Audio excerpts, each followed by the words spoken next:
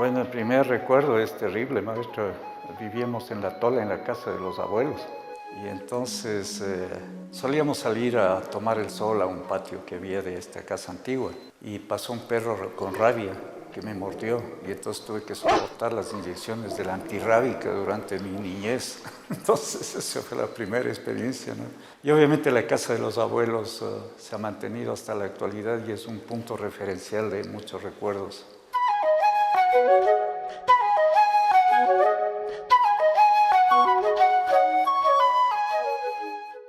A ver, mi nacimiento no es en Quito. Nací en una población que en ese entonces llevaba el nombre de los misioneros carmelitas y se llamó El Carmelo. ¿Sí? Antiguamente tenía el nombre propio de los Pastos, que era El Pum, ¿no es cierto? Y entonces ahí nací porque mi padre, nacido en Quito, se escapó cuando murió mi abuelo, se fue a Guayaquil, pasó después a esta frontera de colonización donde se construía la carretera que iba del Pum a La Bonita, y entonces mi padre se convirtió en telegrafista del pueblo. Conoció a mi madre, se casaron, vinieron a Quito, pero yo ya había nacido al igual que mi primera hermana, y entonces he vivido el resto de mi vida en Quito, pero aquello de ser del Pum es complicado porque toca reconocer que antes se llamaba El Carmelo, entonces la influencia de los misioneros era decisiva. Ahí ocurrió una cosa muy curiosa, y es que mi padre coincidió en esta población cuando era telegrafista con el que después iba a ser mi suegro. Entonces ahí se conocieron. Los dos eran más o menos el terror del pueblo, ¿no? Porque se pegaban las borracheras, sacaron a varios sacerdotes del monasterio, se robaban las gallinas del monasterio, eran íntimos amigos del guardia de estancos. Y entonces cuando fui a pedir la mano de mi actual esposa, se reconocieron el par de, ¿no es cierto?, de terror del pueblito, mi suegro, el que iba a ser mi suegro y mi padre. Y entonces las esposas les quedaron viendo porque el uno y el otro no aguantaban la risa, ¿no?, de haberse encontrado de la manera más casual.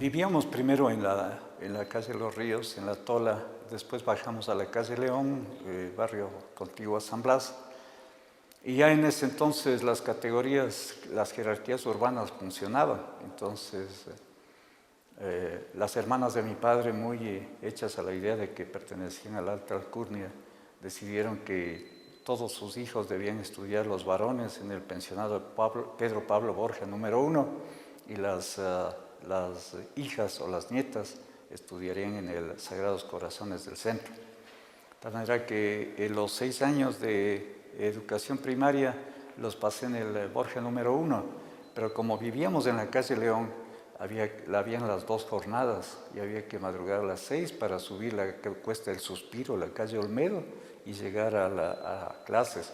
Salías al mediodía, a la tarde tenías que regresar y nuevamente salir.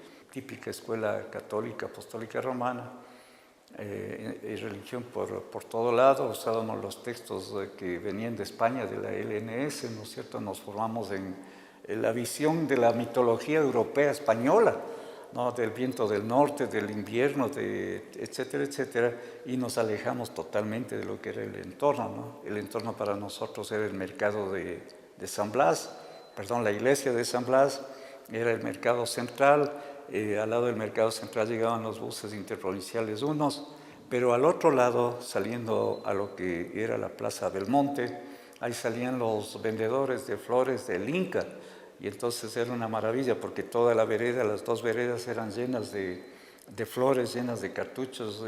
Cuando vi después el mural de Siqueiros, entonces me acordé de que efectivamente era ese el paisaje que se vivía ahí. Solía yo ir con mis hermanas, solíamos ir a oír misa en San Blas. No sabíamos que San Blas era el referente de los Urinsaya, ¿no es cierto?, donde estaban enterrados los indios que eran de las comunas de Urinsaya. Entonces ahí para mí fue el descubrimiento ya de lo indio, ¿no?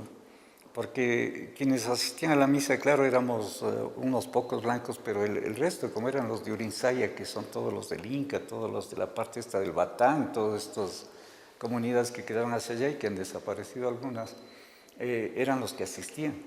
Y tenían a la mano el bus que venía desde el aeropuerto y desde Cotocollao.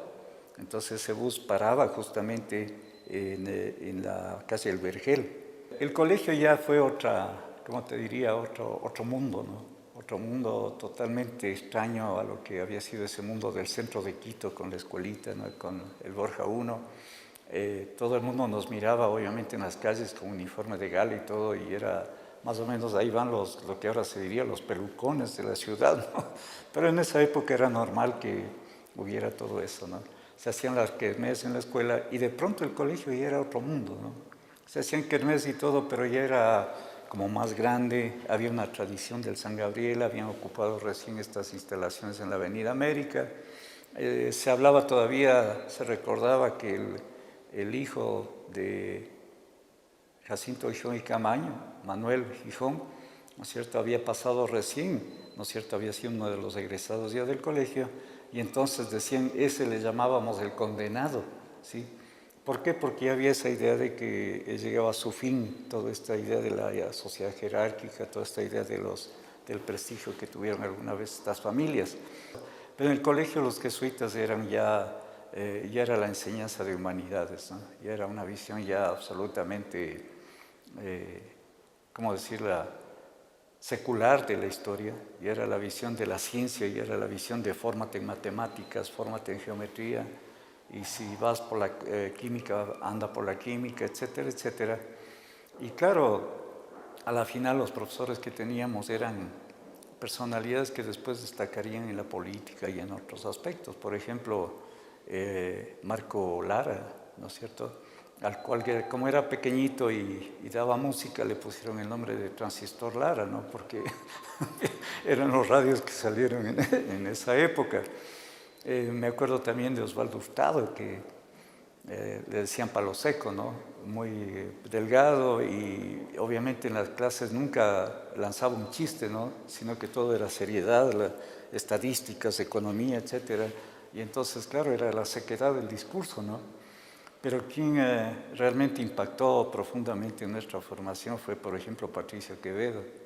Entonces a Patricio Quevedo le decían Clarence, el León Visco, ¿no?, porque era en la época la película que se pasaba en la televisión, y tenía la particularidad de hacer sus clases sumamente amenas. Entonces siempre nos contábamos ese chiste de que en la clase decía, tomaba lecciones y decía, a ver, tú pasa a dar la lección, ¿no?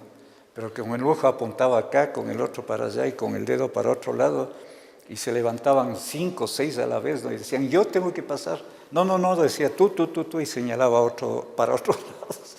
Y a la larga el más gil era el que pasaba, ¿no? Porque nadie, se sentaban los otros y allá, ¿no? Y entonces él solía narrar el asesinato, el crimen perpetrado contra García Moreno. Entonces contaba que García Moreno vivía en lo que después iba a ser ese edificio de la Plaza de Santo Domingo, donde funcionaba después el Ministerio de Educación, ¿no es cierto?, en la Rocafuerte. Entonces decía, salía de su casa con el bastón, ¿no es cierto?, su chiste era muy elegante, solemne, sin guardia, sin nada, y caminaba por la calle dirigiéndose a Palacio, por la calle Venezuela, perdón, la García Moreno. Y entonces, como en esa época, en esa zona estaban los comerciantes, ocupaban los almacenes, había recuas de burros y recuas de mulas descargando mercadería en los almacenes del comercio de lo que la Rocafuerte y la Perería, que después iba a ser esa calle, ¿no es cierto? Y los comerciantes que estaban ahí de telas hasta muy poco tiempo, ¿no? Y entonces dice que iba apartando con el bastón a las mulas para darse paso. Y entonces ya llegando a Palacio le pega el machetazo Faustino Rayo, dice, y García Moreno regresa a ver si era para él el golpe. O sea, ya le había dado el machetazo horrible, ¿no? Entonces había un tipo muy anecdótico, ¿no? La historia realmente la entendimos, toda la parte republicana desde su punto de vista. Todavía la historia colonial ni se la conocía, no se la trabajaba. Peor todavía la prehistoria. Algo nos metieron de la edad del hierro, la edad del bronce y hasta ahí nomás, ¿no?